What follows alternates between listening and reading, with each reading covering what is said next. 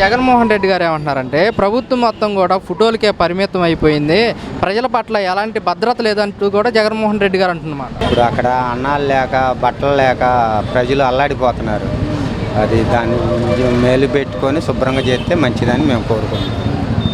అయితే వాతావరణ శాఖ ప్రభుత్వానికి ముందుగానే అలర్ట్ జారీ చేసింది, కానీ అధికారులు ప్రజలను అప్రమత్తం చేయలేదంటూ కూడా జగన్మోహన్ రెడ్డి గారు అంటున్నమాట. మీరేమంటారు? అందుట్లో కొంచెం వాస్తవం ఉందండి. కేంద్ర గవర్నమెంట్ వాతావరణ శాఖ 4 రోజుల ముందు 3 రోజుల ముందు రాష్ట్ర గవర్నమెంట్కి తెలియపరిచింది. కాకపోతే వీళ్ళు అధికారులు కొంచెం అశ్రద్ధ చేసి కొంత వరద మాకు తెలిసి నేను పుట్టి పెరిగినంత అయినాక విజయవాడకి ఇంత వరదత్వం ఇదే తొలిసారండి. మరి అది అధికారులు విఫలం వల్ల జరిగిందో మరి అది ఎట్లా జరిగిందో ఆ పై భగవంతుడికి తెలియాలి. చంద్రబాబు నాయుడు గారు ఇల్లు కాపాడేందుకే బొడమేర గేట్లు ఎత్తేసారంటూ కూడా జగన్మోహన్ రెడ్డి గారు కానీ వైసీపీ నాయకులు అంటున్నమాట. మీరేమంటారు? నిజమేనంటారా? జరిగితే జరగవచ్చండి. ఆయన ఇల్లు కాడ కరకట్టంటేనే ఉంది కదా, ఆయన ఇల్లు కాపాడుకోవటానికి వరదని వేరే చోట డైవర్ట్ చేయొచ్చు. ఇందుట్లో నిజమే ఉండొచ్చు. అయితే ఎంత జరుగుతున్నా కానీ పవన్ కళ్యాణ్ విజయవాడ ఎందుకు రాలేదంటూ కూడా కొన్ని విమర్శలు అయితే వస్తున్నాయి. పవన్ కళ్యాణ్ గారి గురించి మాట్లాడుకుంటాం ఎందుకండి అనవసరం. ఆయన ఏదో సినిమా ఫీల్డ్గా అయితే మాట్లాడతాను, నేను 100 మాటలు చెప్తా ఆయన గురించి. రాజకీయంలో అనుభవం లేని ఆయనకి ఎందుకండి ఇవన్నీ. శుభ్రంగా సినిమాలు తీసుకొని చేసుకుంటే ఆయన బాబు భవిష్యత్తు. అది పవన్ కళ్యాణ్ గురించి ఎంత తక్కువ మాట్లాడుకుంటే అంత మంచిది. అయితే చంద్రబాబు నాయుడు ఇచ్చిన పథకాల మీద దృష్టి పెట్టకుండా జగన్ నామం పాడుతున్నారు, ఎక్కడ ఏది జరిగినా జగన్ జగన్ అంటున్నారు అని చెప్పేసి కూడా జగన్మోహన్ రెడ్డి గారు అంటున్నమాట. ఇవన్నీ డివైడ్ చేస్తాకండి. ఈ పథకాలు ఇచ్చే పథకాలని ఏ రకంగా డివైడ్ చేయాలని ఆలోచిస్తున్నాడు. నిండు అసెంబ్లీలోనే సూపర్ 6 తలుచుకుంటే భయం పడుతున్నా అన్న మనిషి ఈ పథకాలు చేస్తాడని నమ్మకం ఎట్లా ఉంటుందండి? అసెంబ్లీలో నిండు అసెంబ్లీలోనే అన్న మరి ఆ మాట అన్నప్పుడు ఇచ్చేటప్పుడు వాగ్దానాలు చేసేటప్పుడు తెలియాలి కదా. ఏమన్నా జగనే అన్న 1,00,000 కోట్లు ఉంచాడు నేను ఈ పంచుతాను అంటానికి ఏం లేదు కదండి. రాష్ట్రం అప్పుల్లో ఉన్న అన్న సంగతి ఆయనకి తెలుసు. మరి ఈ పథకాలన్నీ ఎట్లా ఇద్దామని ఆయన అన్నాడు అని నాకు భయం పడుతుందని ఎట్లా అంటాడు? ఖజానా ఖాళీ ఉంది, రాష్ట్ర ప్రజలు మొత్తం కూడా అర్థం చేసుకోవాలంటున్నాడు కదా. ఖజానా ఇప్పుడు ఆయన వెళ్ళినప్పుడు ఖాళీ చేసి వెళ్ళాడండి. ఇంకా జగన్ 500 కోట్లు ఉంచి వెళ్ళాడు. జగన్ ఆయన దిగిపోయే నాటికి 100 కోట్లే ఉంచాడు చంద్రబాబు. జగన్మోహన్ రెడ్డి ఆ పథకాలు పెట్టి ఈ పథకాలు పెట్టి మొత్తం ఖజానా ఖాళీ చేశాడు. రాష్ట్ర ప్రజలు మొత్తం అర్థం చేసుకోవాలి, ఇప్పుడు అమలు చేయలేమంట. అదేం కాదండి, ఇవన్నీ కాదు, ఏదో బురద నీళ్ళు చిమ్ముతామే. కానీ జగన్మోహన్ రెడ్డి ప్రజలకు చాలా మేలు చేశాడు. పునాదులు ఎత్తనాడు, పునాదులు వేసేవాడిని మళ్ళీ వచ్చి పునాదులు కొలగిచ్చాడు. మరి ఇప్పుడు ఇచ్చిన హామీలు అమలు చేయకపోతే మరి ప్రజలకి వ్యతిరేకత వచ్చే అవకాశం ఉంది కదా. వ్యతిరేకం వచ్చినా ఆయన మేనేజ్మెంట్ చేసుకునే శక్తి ఆయనకు ఉందండి. చేస్తాడు ఆయన గారు. 3 పార్టీలు కలుపుకున్న ఆయన ఈ పెద్ద సమస్య. ఆయన డిబేట్ జాతంలో నెంబర్ 1 వేద పండితుడు అనమాట. చేస్తాడు. జగన్మోహన్ రెడ్డి గారు అంటున్నారు చంద్రబాబు నాయుడు గారు ఆబద్ధాన్ని కూడా అమ్మకానికి పెట్టే వ్యక్తి అని చెప్పేసి కూడా మాట్లాడుతున్నారు. నిజమేనండి ఆ మాట? వాస్తవమే. చంద్రబాబు గారికి 5 సంవత్సరాలకి ఏం జరుగుతున్నది ఇప్పుడే ప్రణాళిక తయారు చేసుకుంటారు. చిన్నప్పటి నుంచి చూస్తున్నాం చంద్రబాబు గారిని. ఆయన ఎలాంటి మనిషి, మాట మీద నిలబడే మనిషి, మాట మీద నిలబడే మనిషి. మాకు చిన్నప్పటి నుంచి డైరీలు వేసుకోవాలి కానీ చూస్తున్నామండి. జగన్మోహన్ రెడ్డి గారు అంటున్నారు మా ప్రభుత్వం అధికారంలోకి వస్తే పిల్లలకి అమ్మఒడి కానివ్వండి, మహిళలకు చేయూత కానివ్వండి ఇచ్చేవాళ్ళం అని చెప్తున్నారు. అడగండి, ఇచ్చాడుగా జగన్మోహన్ రెడ్డి, అన్నీ ఇచ్చాడు. నేను మొన్న ఊరినే స్కూల్ దగ్గరికి వెళ్తే పిల్లల్ని అడిగితే భోజనం కూడా సరిగ్గా పెడతలేదు, రైస్లో పురుగులు ఉంటున్నాయి అని చెప్తున్నారు. ఇక్కడ కంకిపాడు మండల ఆఫీస్ స్కూల్ అండి అక్కడ.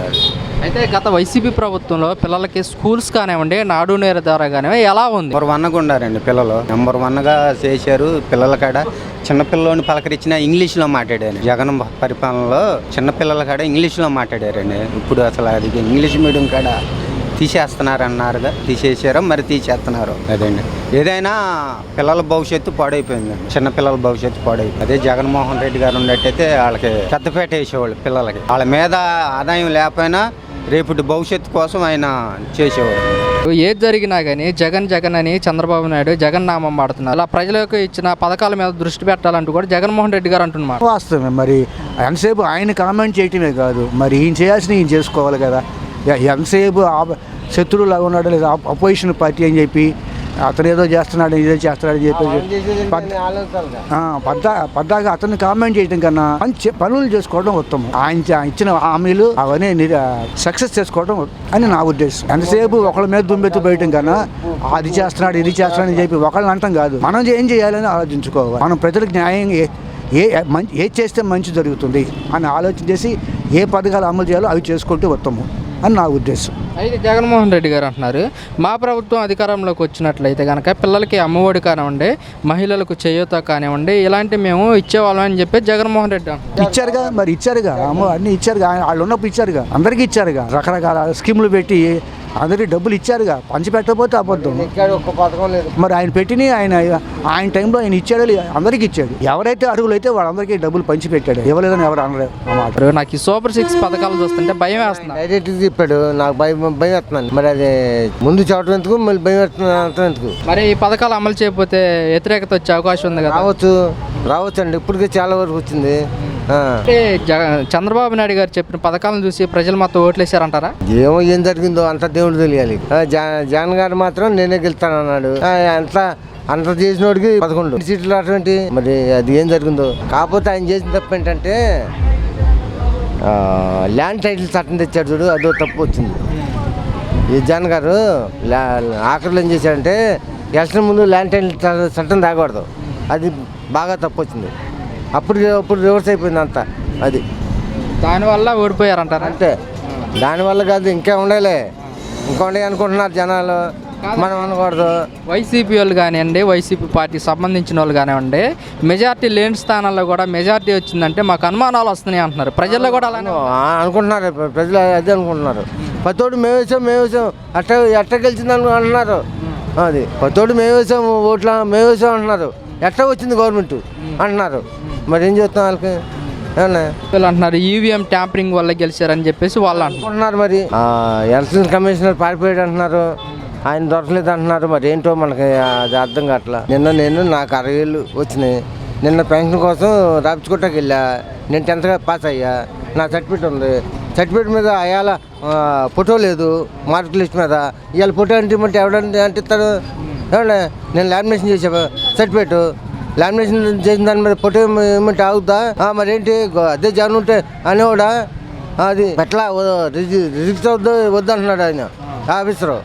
మరి ఏం చేయాలి? మేము వెళ్ళామన్నా ఆఫీస్కి వెళ్తే ఆ ఆఫీసర్ అన్నాడు మేము పెట్టినా కూడా రిజిస్టర్ అవుద్ది, దాని మీద ఫోటో అంటించరండి, వెళ్ళి హెడ్ మాస్టర్ సొంతం పెట్టామంటే ఎక్కడ పెడతారు? మనం లామినేషన్ చేసిన దాని మీద ఎట్లా పెడతారు? అది పీకల అది పీకితే ఉంది తిరిగిపోద్ది టీసీ మొత్తంగా. అంటే మీరు సచివాలయంకి వెళ్ళారా పెట్టుకోవడం? సచివాలయం కంకిపెట్టి సచివాలయం. అయితే గత ప్రభుత్వంలో వాలంటీర్స్ ఉన్నారు కదా, ఉన్నారు. వాళ్ళు చెప్పుకొచ్చేవాళ్ళు. మనకి అసలు పని ఉండేది కదా పాపం. ఏం మాటకమాట వాలంటీర్ నెంబర్ 1. మనకి ఏ పని ఉండా వాళ్ళే చేసేవాళ్ళు. వాళ్ళ ఎవడు రాట్లా, మన వెళ్ళి సావాల్సి వస్తుంది వాళ్ళ దగ్గరికి వెళ్ళి. వాళ్ళు ఎంత అడుగుతున్నారు వాళ్ళు అర్థం కావట్లా. వాళ్ళు చేతులు తడపాలండి, చేతులు తడిపోయాక పని అవుద్ది. మరి గత ప్రభుత్వంలో ఏం లేదు. మెల్లకుండా ఇంటికాడ కూర్చుంటే వాళ్ళు వచ్చేవాళ్ళు, చెప్పేవాళ్ళం, రాసుకునేవాళ్ళు, శుభ్రంగా వెళ్ళి ఆ సర్టిఫికేట్ కావాలని తెచ్చేవాళ్ళు. అది కరోనా కష్టకాలంలో వాలంటీర్స్ ఎలా పనిచేశారు? నెంబర్ 1 పని చేశారు వాళ్ళు. వాలంటీర్ వ్యవస్థ ఏ క్లాస్. జగన్ గారు ఉండగా వాలంటీర్ వ్యవస్థ మాత్రం నెంబర్ 1. ఏదో లేదు. అది ప్రభుత్వంలో వాలంటీర్ వ్యవస్థ లేదు, వాలంటీర్ లేదు, ఏం లేదు. ఈ బొడవేరు వచ్చింది, నీళ్ళు ఎట్టిపోతాయి, పూడ్చి దిగితే మనం కాలువకి అడ్డం వేస్తాము.